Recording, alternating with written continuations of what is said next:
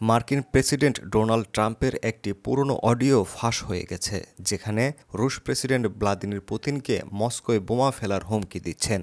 যদি রাশিয়া ইউক্রেনে হামলা করে, এই বিস্ফোরক মন্তব্য তিনি ২০২৪ সালে একটি তহবিল সংগ্রহ অনুষ্ঠানে ব্যক্তিগত অনুদানকারীদের সঙ্গে আলোচনার সময় করেছিলেন। অডিওটি সম্প্রতি সিএনএনের হাতে এসেছে এবং তা এখন বিশ্বজুড়ে আলোচনার কেন্দ্রে। ওই অনুষ্ঠানে ট্রাম্প বলেন, আমি পুতিনকে বলেছিলাম, আপনি ইউক্রেনে ঢুকলে আমি মস্কোয় বোমা ফেলব।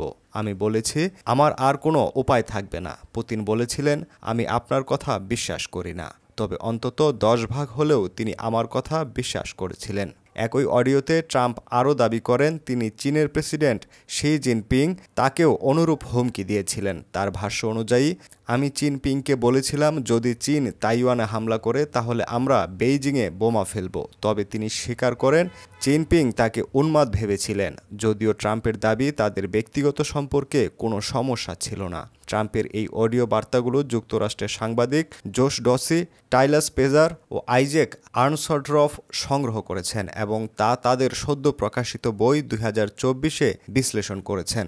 বইটিতে ট্রাম্পের বন্ধ দরজার পেছনে দাতাদের সঙ্গে আলাপচারিতা, বিদেশ নীতি নিয়ে ব্যক্তিগত মন্তব্য এবং যুক্তরাষ্ট্রের বিক্ষোভকারী শিক্ষার্থীদের বহিষ্কারের মতো বিতর্কিত পরিকল্পনার কথাও উঠে এসেছে। অডিও ফাঁস হলেও ট্রাম্পের প্রচার শিবির এ বিষয়ে কোনো মন্তব্য করতে রাজি হয়নি। তবে গতকাল হোয়াইট হাউসে মন্ত্রিসভার এক বৈঠকে ট্রাম্প রাশিয়ার প্রতি আবারও অসন্তোষ প্রকাশ করেন। তিনি বলেন, আমি পুতিনের উপর খুশি নই। আমি তার আচরণে খুবই অসন্তুষ্ট।